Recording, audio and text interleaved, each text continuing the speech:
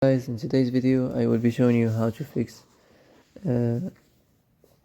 how to fix Mobile Legends not opening problem. So the answer is easy. Just go to the settings and then scroll down to the app section and then go to the search and search Mobile Legends and then go to the storage, and here you will find this clear cache option. Click on it. Now you can go check it if it worked, and if it didn't you can try to restart your phone or turn the Wi-Fi off and on, or the Bluetooth or the airplane mode.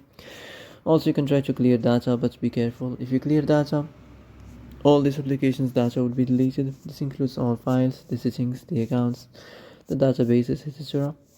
So be careful if you want to clear your data. And that's it for today's video. I hope this is the answer you've been looking for. If you like this video, don't forget to like and subscribe, and see you in the next video. Thanks for watching.